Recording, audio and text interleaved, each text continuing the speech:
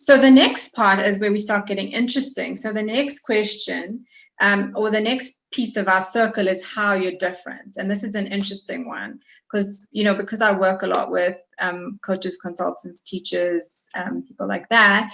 Sometimes they tell me they've got 3 degrees, they studied at this fancy university, they have 4 qualifications, they worked at 5 companies. And, the problem with that is that's all amazing. But, what I do with that, it's a rabbit hole. I mean, someone else can have 7 qualifications and 3 years experience. It's just, it's not a great point of difference. And it's sort of, as you say, a rabbit hole. And I'm going to talk you through 4 areas of how you can be different. The most common one is your story. Then we're going to talk about your values, your personality, and your methodology. And then generally what we do is we look at 1 or 2 areas to overlap to bring your difference. And if I just go back to the slide, so you'll see we're going to also start talking about the intersection. So we're going to talk about how you're different with regards to what you offer, which is your value proposition, and then how you're different with regard to who you serve, and that is your tribe. So if we start with story, so story is the most common one. It's the one you would see on, when people talk about marketing and marketing messages, is to share your story. And there's this wonderful example that I read on about a personal trainer who didn't know how she was different. I mean, as you know, there are many personal trainers in the industry. And then one day, one of her clients asked her, well, why did you become a personal trainer? So she was originally from Romania.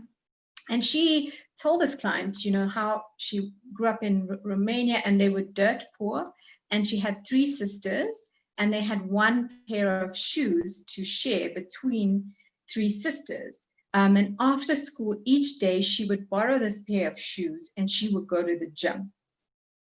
And at that time in Romania, Nadia Comaneci was like a big thing. And all the Romanian girls wanted to become a gymnast like her because they felt that this was their ticket to success.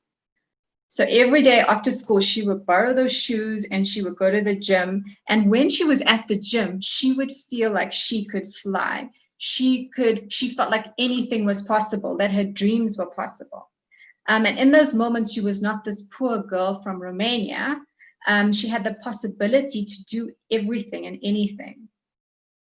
So her client was so moved and was so moved by the story, she encouraged her to share it.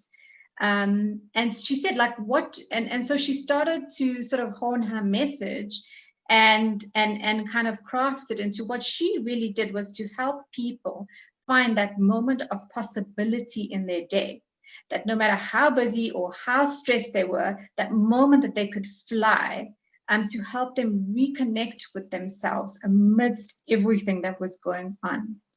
And that became the core and the essence of why she did what she did. And so she started telling people this story. And, she says in this, this excerpt that I read, she says how the next week she got 3 clients. She got 3 additional clients just when she started sharing the story. And then she started being able to charge people more. So she started to be able to charge people $130 per hour versus $70 per hour just by telling them the story. Because as soon as she shared the story, people realized why she cared. And why it mattered for her. And this, and for her, it just wasn't about getting fit, that she had a powerful story that went beyond, and she did it for them. And, because this is what she wanted to make them feel like. She wanted them to experience this possibility. So it changed everything for her when she thought she had nothing that separated her or made her different. So this is the power of a story to actually, and as you said, add value to your brand and connect you to people. And as I mentioned, stories are quite commonly used method to create differentiation. Another piece that you could use to create differentiation is your values. And your values are things that could really help you stand out in an industry. So I use the example of Zappos here, which, they sell shoes and accessories and handbags and all of that in the US.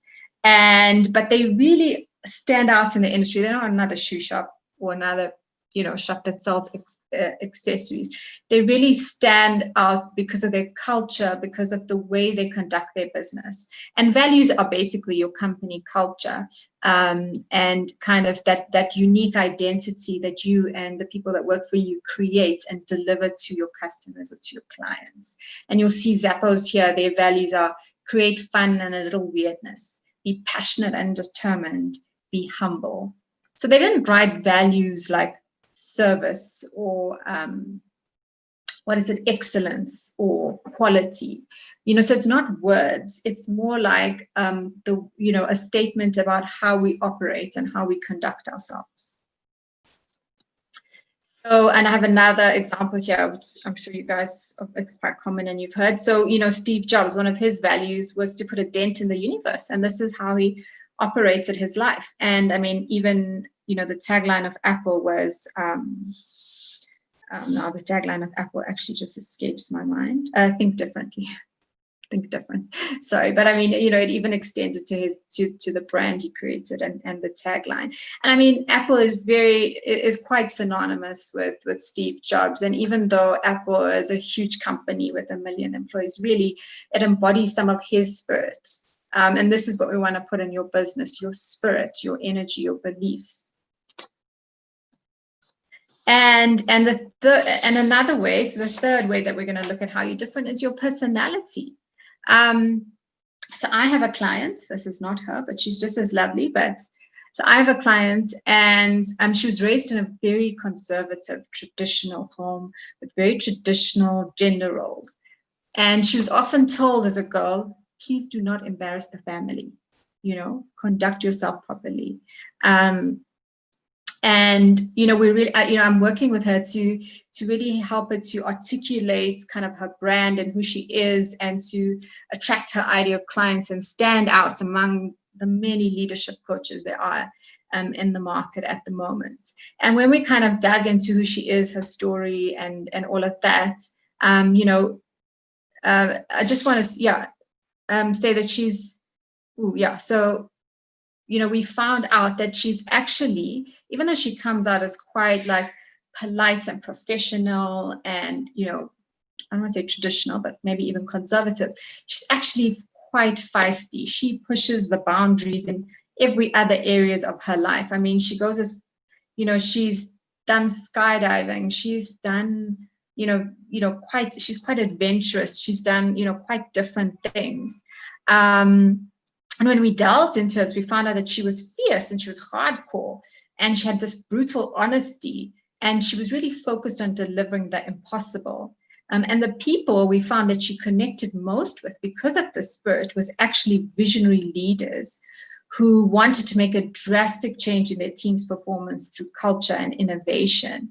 And then, once we started unpacking who she was and wanting to express and bringing more of those elements of who she is into her brand, it even sort of helped her to niche and to choose her initial niche of leaders, because now she was like a senior HR consultant. She was very successful in her career, and she's been serving many different people, and from HR managers to MDs. But now we've gotten really specific on who she wants to serve, even by just unpacking really who she is and taking off that kind of like, this is who I should be in this industry, and this is how I need to present myself. So the fourth area in terms of how you can be different is your methodology. So here I'm just using this example of an environmental consultancy that drives difference through their core framework or methodology. And they're really about transforming finite natural resources with infinite human potential, where most environmentalists are focused on scarcity of the world and environment, whereas this company's message is about bringing human ingenuity to the problems of the world and transforming them and making the world better through infinite human potential. So they focus on, infinite versus scarcity. And, he's crafted a 4-part framework around human capital, natural capital, built environment, social capital, and how to bring about environmental and social change using his framework and methodology. And the reason why methodology is also important, because not everybody, wants to, not everybody's an extrovert. Not everybody wants to put their personality really out there. And that's okay. I mean, you don't have to do it as a point of difference. So there are other ways. But I think the point of showing you all of these 4 things is to start really pushing to the next level of depth below what most people talk or think about. And really to mine and bring up, the gems of who you are, your experiences, your values, and even your methodology and your framework. Cool. So now is everyone keen for the next exercise on how you are different? So if you refer to your workbook on page 4 and 5, you'll see that I've put together the 4 parts of why you're different. So your story, your value, your personality, your methodology. So if you just want to sort of jot down, a few points. I know we don't have much time now, so we're not going to be able to really delve into this, but you may want to just put down first thoughts, maybe even just in 2 buckets of where you think your point of difference lies, and what you could use to sort of lift your messaging out from the crowd. While people are jotting down some key points, some of the chats that's going on from Benjamin, as an example, is that, let me just get back to that point, I lost it here. So Benjamin's point is with regarding to what you offer. What do you say when you offer multiple or multidisciplinary solutions to different types of clients? And Lloyd's responded saying that he can really relate to that and that he believes it's necessary to uncover what the golden threads are that link and connect all the parts of what we offer. So those are some of the comments going around. And Benjamin, I actually like it when you then said that could be problematic to find that golden thread. And you then actually told us what you do. I pull rabbits out of hats and solve problems. So nice chatting going on here. We will come back to some of these questions in more detail in the Q&A. I think, yes, if we can then move on to the next slide. Okay, awesome. Yeah, I love that. I'll pull rabbits out the hat. And it's exactly what Lois said. I worked on Sunlight, and Sunlight, as you know, has many different, I worked on the team with Sunlight, but they have many different products. They have, bar soap, dishwashing liquid, washing powder, but we had what we call the mother brand strategy, where, you have that kind of common set of values and that common problem that, your products and services offer. And so you look at your portfolio as a whole.